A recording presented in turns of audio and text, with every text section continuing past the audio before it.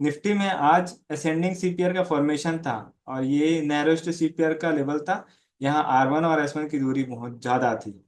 मैंने कल बताया था कि कल मार्केट का मूवमेंट अगर S1 प्रीवियस डे लो के ऊपर होता तो फिर वो सीपीआर की तरफ में जा सकता था। लेकिन यहाँ पे जो डेज ओपन की लाइन आ रही है ये S1 प्रीवियस डे लो पे आ रही है। S1 प्रीवियस डे लो पे आ रही है और स्ट्रॉन्ग रेड कैंडल का फॉर्मेशन बना पहला ही। यहाँ वीवैप और 20 में कॉम्बिनेशन दूर दूर हो गया। मैं बताया हूँ कि जब भी वीवैप और 20 में दूर होता है पास आने की कोशिश करता है। यहाँ गैप डाउन हुआ था, इसलिए जब नीचे की तरफ में जाता तो धीरे धीरे करके जाता और ऊपर की तरफ में जाता है तो तेजी के साथ में चला जाता। तो इसको स्ट्रॉन्ग कैंडल के साथ में ब्रेक करना चाहिए था। यानी कि जो पहला कैंडल है उसका हाई ब्रेक हो जाता ऊपर की तरफ में तो मार्केट सीपीआर तक पहुंच जाता। लेकिन यहाँ पे जो कैंडल बना था फर्स्ट वाला ये स्ट्रॉन्ग रेड कैंडल था और वीवेब को नीचे की तरफ में ब्रेक कर दिया था। हम आधे घंटे का हाई लो को मार्क करके ट्रेड लेते हैं। अब जैसे कि यहाँ पे वीवेब के ऊपर 20 में की लाइन है, लेकिन डेज ओपन की लाइन भी S1 प्रीवियस डे लो के पास में है। तो ये मेक और ब्रेक वाला लाइन होता है। तो हम ऊपर का पोजीशन कब बनाते, जब फर्स्ट कैंडल का हाई ब्रेक हो जाता तब फिर बनाते।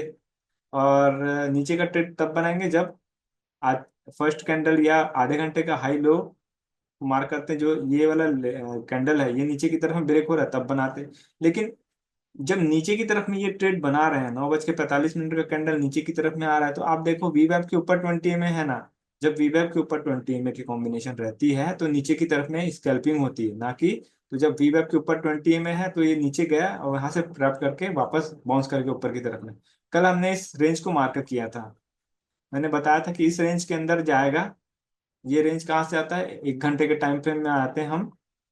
ये सीपीआर का लेवल है, इसमें पिवोट पॉइंट और लोअर सीपीआर का लेवल इसको मैंने मार्क कर दिया था कि इस रेंज में जाएगा तो दिक्कत करेगा। तो आज खुला ही उसी रेंज पे। तो पूरा होल डे यहाँ पे परेशान करता रहा हमको। बाइंग साइड के लिए तो इसके ऊपर में चाहिए था प्राइस, नीचे जाना है तो उसके लिए हमको ये वाला रेंज ब्रेक करना था नीचे की तरफ में। वी वेब के ऊपर 20 में है, प्राइस खींचा के ऊपर चला गया है ना, और 20 में पे टच कर गई। ये जब 20 में पे टच कर जाए उसके बाद फिर असल में मोमेंटम चालू होगा कि हाँ यहाँ से फिर ऊपर जाएगा तो ऊपर, नीचे जाएगा तो नीचे। अब ऊपर की तरफ में हमको जो पोजीशन बनाई थी उसमें अपसाइड के लिए ये जो कैंडल है 11:15 पे, ये S1 प्रीवियस डे लो को ऊपर की तरफ में ब्रेक कर रहा था। लेकिन पहला कैंडल का हाई ब्रेक होना चाहिए, इंपॉर्टेंट है क्योंकि यहाँ पे सीपीआर का लेवल भी बहुत ज्यादा दूर आ रहा है। तो ये जो कैंडल अगर ऊपर की तरफ में ब्रेक कर देता है स्ट्रॉन्ग कैंडल, तो हम इसका कम से कम 50% ले सकते थे। स्टार्टिंग में अगर ऊपर की तरफ में ब्रेक कर देता तो सीपीआर तक जा सकता था। लेकिन ये 10:30 बजे के बाद का सिनेरियो हो रहा है, इसलिए हम ऊपर की तरफ में जो भी पोजीशन बनाएंगे और अगर लेवल दूर है तो हम धीरे धीरे करके इसमें ट्रेड लेंगे। मतलब इसका 50% हम लेंगे यहाँ तक के लिए। तो देखिए यहाँ पे तो रिजेक्ट कर दिया नीचे की तरफ में, वी वेब के ऊपर 20 में है लेकिन यहाँ से रिजेक्ट कर दिया। और नेक्स्ट टाइम जब वी वेब के ऊपर 20 में फिर से क्रॉस ओवर करके निकला ऊपर की तरफ में, तब फिर इसकी टेंडेंसी होगी थोड़ी ऊपर जाने की। लेकिन फिर भी इसका हाई ब्रेक होने का इंतजार करेंगे। ये हाई ब्रेक हुआ इस कैंडल पे 13:05 पे। तो ये जब ऊपर की तरफ में ब्रेक हुआ तो हमको पहली बार में एंट्री नहीं करना है क्योंकि वीवैप और 20 में से तो दूर हो गया है प्राइस, तो वापस आने दीजिए।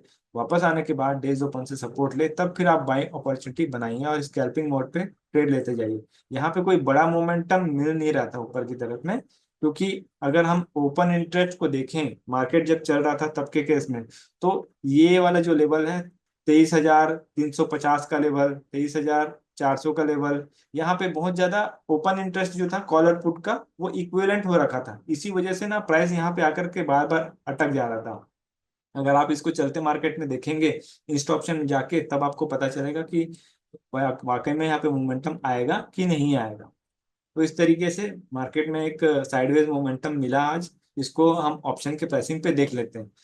डेज ओपन की लाइन कहाँ बन रही है, 23,300 के आसपास। तो 23,300 से 100 पॉइंट ऊपर 100 पॉइंट नीचे हम कॉल पुट का चार्ट लगा लेते हैं। तो ये है 23,200 का कॉल और 23,400 का पुट। कॉल डिसेंडिंग है और पुट भी डिसेंडिंग है। मैंने बताया था दोनों डिसेंडिंग है। तो क्या होने वाला है, अगर कॉल सीपीआर के नीचे है तो हम नीचे का ट्रेड बनाएंगे यानी कि इसमें सेलिंग होगी। और पुट भी डिसेंडिंग है, तो अगर पुट में देखेंगे यहाँ पे सीपीआर के ऊपर में चला गया था, जब सीपीआर के ऊपर में चला गया, लेकिन पहले ही कैंडल R1 को टच कर गया। और कॉल में देखेंगे तो ये S1 के नीचे चला गया सीधा सीधा, पहला ही candle S1 previous day low को नीचे की तरफ में ब्रेक कर दिया।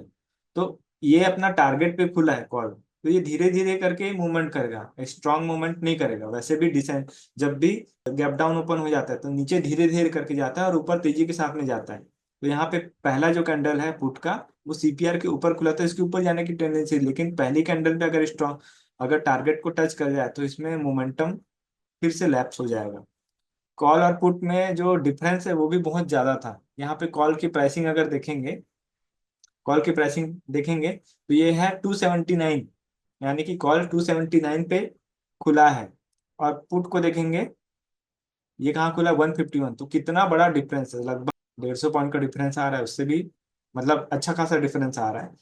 वैसे भी कॉल बहुत ज्यादा ओवर प्राइस था और पुट जो है वो अंडर प्राइस था, लेकिन मोमेंटम कहाँ मिला, गैप डाउन था, इसी वजह से दोनों में डिके हुआ है। अब कॉल को देखेंगे, ये फॉलिंग चैनल है, और पुट को देखेंगे राइजिंग चैनल पैटर्न है। तो जब राइजिंग और फॉलिंग को देखेंगे तब उसके हिसाब से डिसीजन हमको मिलेगी। राइजिंग चैनल जिसमें होगा वहां पे ट्रेड बनेगा बाइंग के लिए, और फॉलिंग चैनल जिसमें होगा उसमें सेलिंग का पोजीशन बनेगा। तो ये फॉलिंग चैनल कॉल में था, इसी वजह से जब एटीएम में नीचे आ गया वीवेप के, तब इसमें सेलिंग का अपॉर्चुनिटी क्रिएट हुआ, यहाँ पे सेलिंग का अपॉर्चुनिटी क्रिएट हुआ।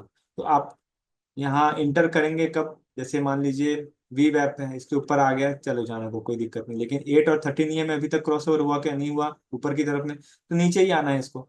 तो जब वी वैप के नीचे 8 EM में नीचे आ जाए तो आप नीचे जाने दो उसको, एक रिटेस्ट का वेट करो, जैसे ही रिटेस्ट मिलता है और ATM में से रिजेक्ट करे, आप यहाँ पे सेल ऑर्डर डालो, सेल अपॉर्चुनिटी क्रिएट करो और नीचे इसका टारगेट ले लो। अब ये नीचे कहाँ तक आ सकता है, पुट में प्रीवियस हाई तक जाएगा, तो यहाँ पे आपको प्रॉफिट बुक कर लेना है कॉल से।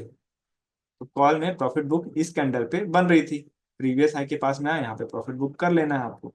तो एंट्री हो जाती है 197 पे और एग्जिट होते हैं हम 168 पे। तो इस तरीके से हम कॉल सेलिंग में प्रॉफिट बनाते हैं। अब कॉल तो वैसे भी डीके करके खुला है तो ये ज्यादा नहीं दे पाएगा हमको मोमेंटम, लेकिन पुट में डिसेंडिंग सीपीआर बना है, और डिसेंडिंग सीपीआर में आप देखोगे R1 प्रीवियस डे हाई से अगर रिजेक्ट कर गया तो वापस सीपीआर की तरफ में आता है। अगर पुट में सेलिंग होती तो पहला कैंडल ये वाले में सेल होता और धीरे धीरे करके हम नीचे का ट्रेड बनाते, मतलब सेलिंग की अपॉर्चुनिटी में है। लेकिन ये स्कैल्पिंग होता क्योंकि वी वेब के नीचे ईएमए की लाइन है, लेकिन वो राइजिंग चैनल पे है। जब तक ये फॉलिंग चैनल में कन्वर्ट नहीं हो जाता पुट, तब तक हम एग्रेसिवली नीचे की तरफ में ट्रेड नहीं बना सकते। तो ये अगर कैंडल, इस कैंडल पे R1 भी ब्रेक हो रहा है, वीवेब भी ब्रेक हो रहा है, एटीएमए भी ब्रेक हो रहा है नीचे की तरफ में, तो यहाँ पे एंट्री करके एक बड़े कैंडल पे एग्जिट भी कर सकते हैं। तो इसमें अच्छा खासा पॉइंट हम कैप्चर कर लेते हैं। और सेकंड ट्रेड कब बनाते, जब ये वी वेब को पूरी तरीके से नीचे ब्रेक कर देता है ईएमए की लाइन, तब बनाते हैं। तो यहाँ पे पहली बार में हम तो ट्रेड नहीं बनाएंगे, क्योंकि यहाँ पे देखिए एटीएम में नीचे की तरफ में आया है लेकिन पूरा ईएमए नहीं आया, तो हम पहली बार में ट्रेड नहीं करेंगे। इसको रिटेस्ट होने दीजिए, और उसके बाद में जैसे ही वी वेब के पास आया, ईएमए की चैनल फॉलिंग हुई और ये कैंडल मिला, आप यहाँ पे सेल ऑर्डर एग्जीक्यूट कर दो। और टारगेट क्या रखोगे, सीधा सीपीआर, क्योंकि इसमें जो ईएमए की लाइन है पूरी फॉलिंग चैनल पैटर्न बन गई है, इसी वजह से हमको टारगेट सीपीआर का रख लेना। और एक बड़ा कैंडल मिले, आप चाहो तो इसमें एग्जिट प्लान कर सकते हो, वो बेटर रहेगा। तो इस तरीके से फॉलिंग चैनल पे ट्रेड बना सकते हैं। और ये फ्रूटफुल तब रहता है जब आपको सीपीआर क्लैरिटी दे। पुट में डिसेंडिंग सीपीआर था, इसलिए ये R1 से नीचे उतरा तो हमको सीपीआर तक का टारगेट मिल गया। इसके पहले देखेंगे ये राइजिंग चैनल था, इसी वजह से नीचे आ नहीं पा रहा था, बार बार 20 में एटीएमए के सपोर्ट लेके वापस बाउंस हो जा रहा था ऊपर की तरफ में। इसमें बाइंग अपॉर्चुनिटी तब बनती जब ये R1 प्रीवियस डे हाई को ब्रेक कर देता, तब हम R2 का लेवल अचीव कर सकते थे। लेकिन वाइडर सीपीआर था, ज्यादा हम इसमें बड़ा ट्रेड नहीं ले सकते थे। ये हो गया। उसके बाद जब पिवोट पॉइंट से बाउंस हुआ ऊपर की तरफ में, तो ये S1 से रिजेक्ट कर रहा था। देखिए जब S1 पे आया है तभी पुट में पिवोट पे आया है, तो अगर एक सपोर्ट लेगा तो एक रिजेक्ट करेगा। तो इस तरीके से आप इसको कंबाइन करके देख सकते हैं इसमें सेलिंग अपॉर्चुनिटी नहीं, इसमें बाइंग अपॉर्चुनिटी अभी एकदम से क्रिएट नहीं कर सकते। अगर आपको रिवर्स ट्रेड प्लान करना है तो सबसे पहले क्या करना है, आपको 8 EMA और 34 EMA को क्रॉस ओवर होने दीजिए, क्योंकि 8 और 13 पहले क्रॉस ओवर होता है, उसके बाद 8 EMA 34 EMA को क्रॉस करना चाहिए। जैसे ही क्रॉस कर दे, पहली बार में ट्रेड मत लीजिए, उसको आने दीजिए 8 EMA के पास। जैसे ही 8 EMA पे आया, यहाँ पे ट्रेड एग्जीक्यूट कीजिए और टारगेट वापस वी वैप का रख सकते हो आप। तो इसमें एक बढ़िया सा स्कैल्पिंग में प्रॉफिट बुक कर सकते हैं। बस ये पूरा क्रॉसओवर एक साथ हो जाना चाहिए, तब फिर हम एंट्री कर सकते हैं पुट साइड में एज अ बायर। उसके बाद फिर से वी वेब के नीचे ईएमए की लाइन है, तो आप यहाँ पे फिर से सेल ऑर्डर एग्जीक्यूट कीजिए। तो देखिए ये पुट में नीचे की तरफ में जो पोजीशन बनी थी वो काफी अच्छी खासी बनी थी, और कॉल में ऊपर जा ही नहीं पा रहा था, क्योंकि ये तो पहले ही डीके करके प्राइस आ गया था। तो इस तरीके से कॉल और पुट का सिनेरियो बना। तो अगर आपको स्टार्टिंग स्टार्टिंग में अच्छा खासा प्रॉफिट हो गया है तो आप बार बार ट्रेड करने से बचिए। सेलर बन के आप बार बार ट्रेड कर सकते हैं। वीवेब के नीचे जैसी ईएमए की लाइन आती है, आप वहां पे सेल ऑर्डर एग्जीक्यूट कर दो, तो आपको सेलर पॉइंट ऑफ व्यू से बढ़िया प्रॉफिट हो जाएगा। अब आ जाते हैं वापस इंडेक्स पे। यहाँ कल का सीपीआर को डिस्कस कर लेते हैं। कल डिसेंडिंग सीपीआर बना हुआ है, लेकिन प्राइस की जो क्लोजिंग है वो नेक्स्ट सीपीआर के ऊपर हो रही है। इस वजह से कल का जो सीपीआर है वो एक्ट करेगा एज ए सपोर्ट। तो अगर मार्केट सीपीआर के ऊपर खुलता है तो उसकी टेंडेंसी रहेगी ऊपर जाने की। तो R1 प्रीवियस डे हाई को 10:30 बजे के पहले ब्रेक कर देना चाहिए। अगर ये ब्रेक कर जाता है तो R2 लेवल हमको मिल जाएगा। आज का सीपीआर वर्जिन सीपीआर है, इस वजह से R2 का लेवल हमको देखने को मिल सकता है आसानी से। और अगर R2 का लेवल जाता है ऊपर की तरफ में, तो हमने ये लेवल मार्क करके रखा है 23,500 का लेवल, यहाँ पे प्रॉफिट बुक कर ही लेना है।